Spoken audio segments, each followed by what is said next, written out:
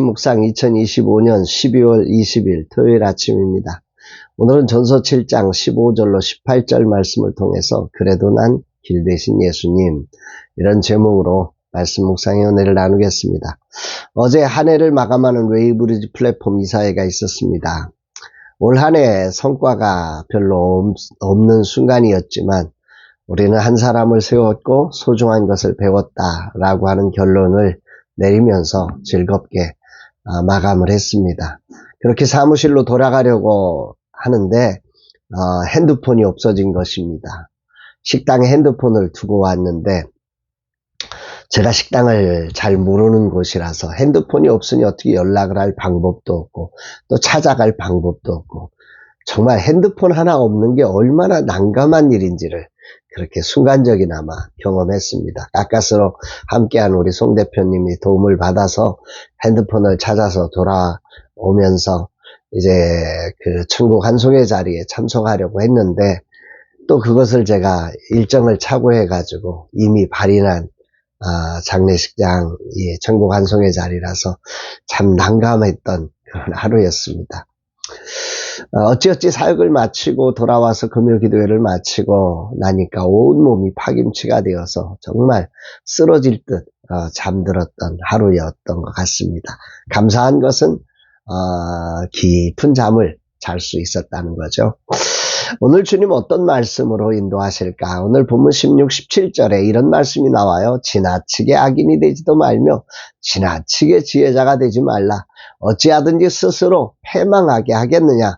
지나치게 악인이 되지도 말며 지나치게 우매한 죄도 되지 말라. 어찌하여 기한전에 죽으려 하느냐.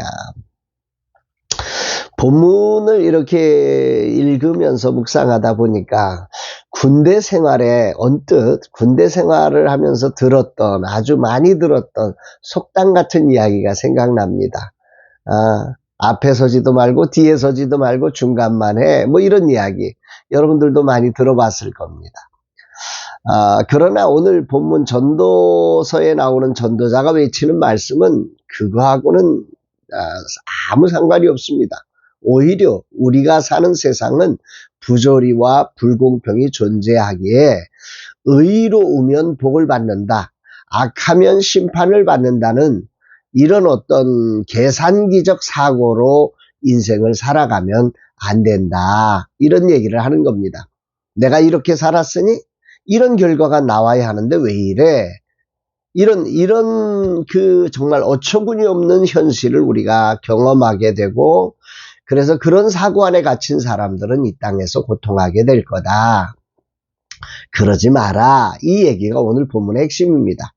하나님을 경외한다는 것은 그렇게 계산서처럼 이루어지는 세상을 사는 게 아니란 말이죠.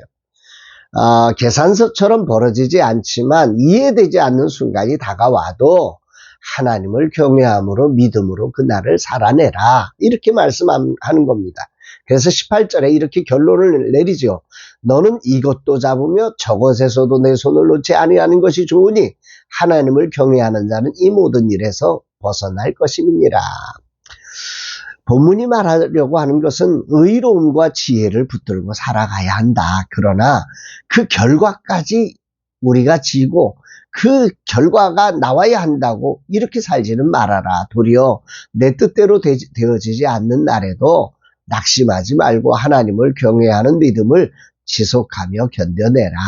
이 말씀이 오늘 말씀에서 가장 중요한 핵심이라 생각이 됩니다. 한 해의 마지막 날이 그 마지막 달입니다.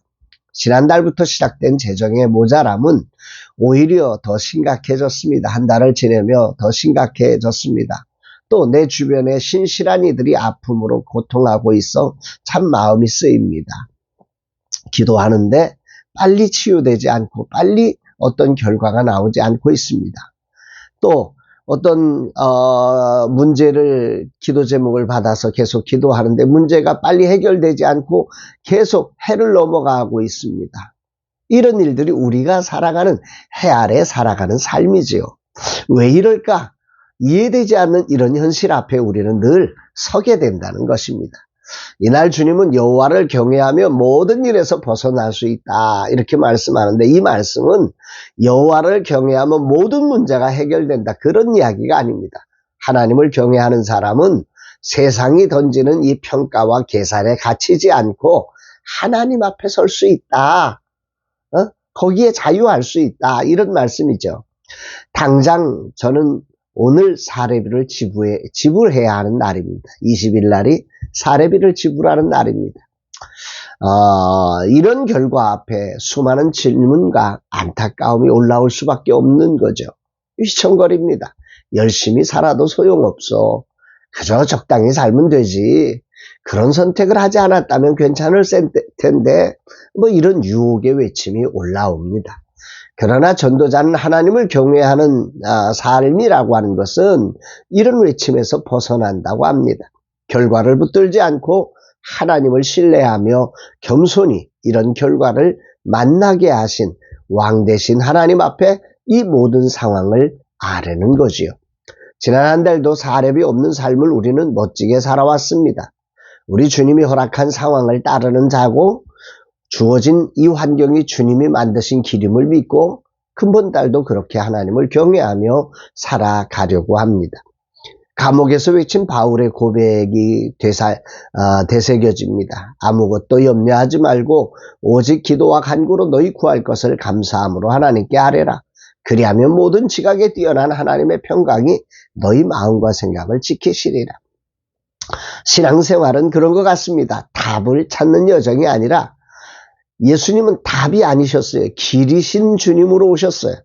그것처럼 죄로 타락한 해 아래의 삶 속에 이해되지 않는 우리의 현실을 막 우리를 흔들어서 그냥 중간처럼만 살아.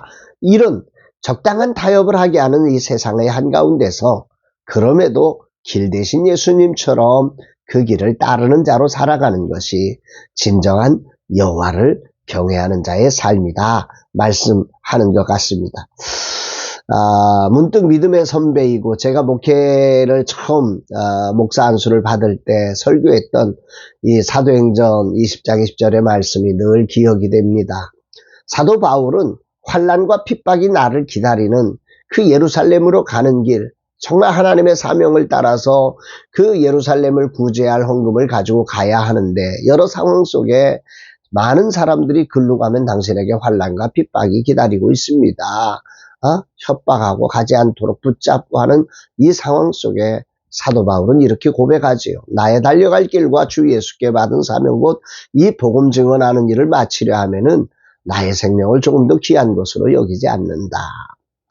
예루살렘의 그 상황과 상관없이 길 대신 예수님을 따라 당당하게 걸어갔던 바울의 이 고백이 오늘 아침에 저의 고백이 되어서 저도 그렇게 한번 이 12월 달도 남은 기간도 살아보려고 합니다.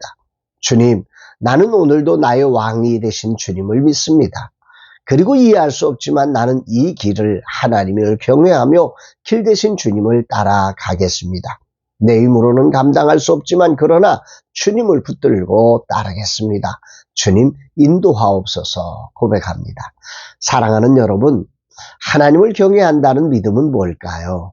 그 믿음은 이해되지 않는 상황에도 겸손히 주권자 대신 그 하나님 앞에 머물면서 하나님이 지시하신 길, 예수 그리스도를 통해서 보여주신 그 길을 따라가는 용기가 아닐까요?